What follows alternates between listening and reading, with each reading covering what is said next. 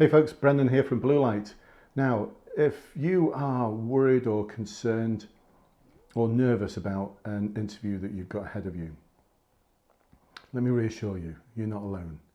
Only this morning I had a phone call from someone who just said, look, Brendan, I know you've not met me before, I know we've not spoken before, but I've just failed my in-force interview. Can you help me? And he was talking to me as if I had all the answers.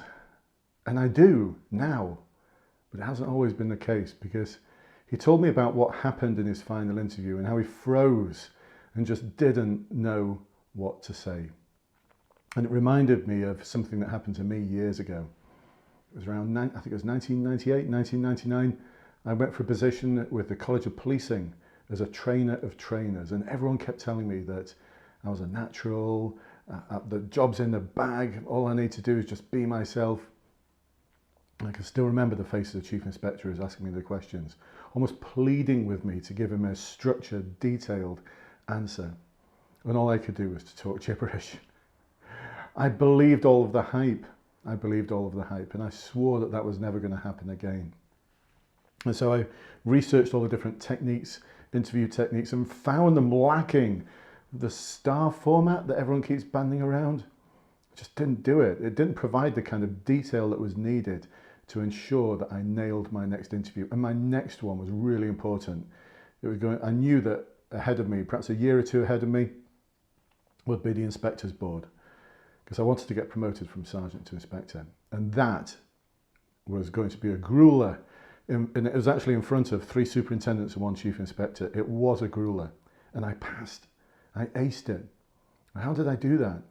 Well, I decided that, like I said, that was the last time that was ever going to happen. And so I put together a structure, a detailed structure that I could practice. I reverse engineered what the questions were going to be based on the requirements that GMP had back then of an inspector.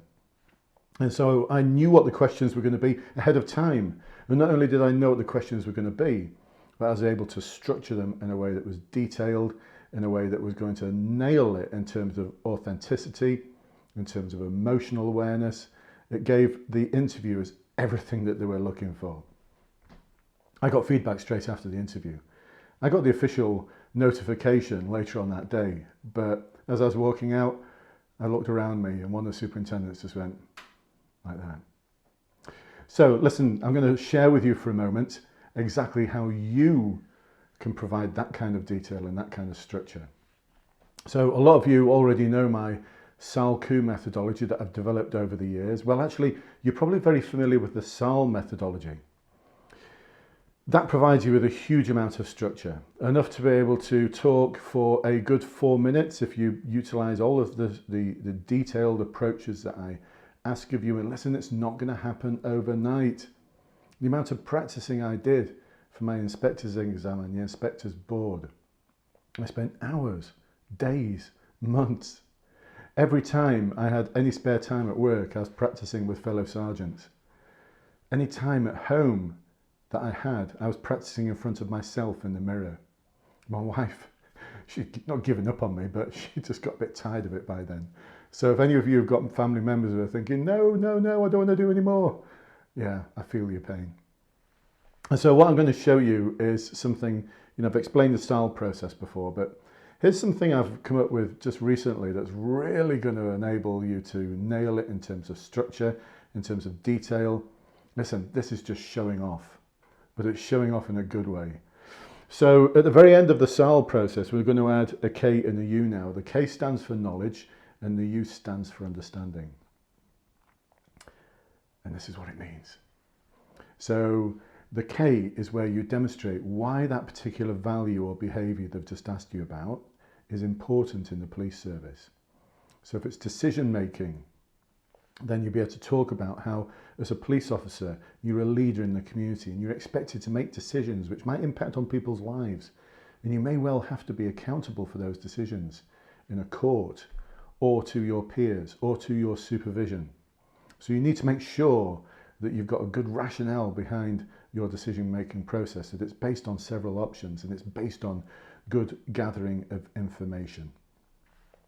So that's what we need to talk about there. We need to talk about why this is so important, and we can then move on there to and how we may have to be.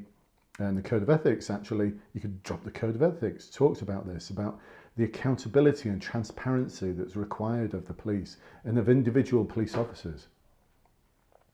And then we can take it one step further by talking about your understanding of that value or that behaviour.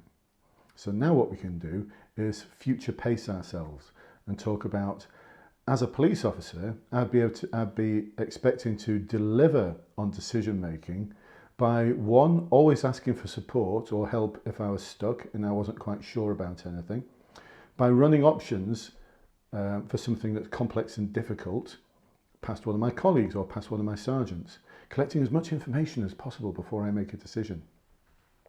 But when I do make that decision, make it knowing that I may need to be accountable, so I'll need to make accurate records of the decision and why I've made it. And importantly, explain that decision to those people who are impacted. By doing this, it will increase trust in the police service, and in turn, that will increase the legitimacy of the police within that particular community. Now, you might be thinking, no one's going to say that, are they? Oh, yes, they are.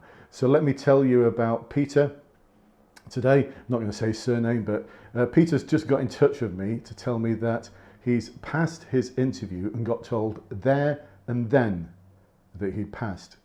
He also got told by the interviewers that we were going to ask you some questions about what you expect your role to be as a police officer, but you answered them before, so we're not going to.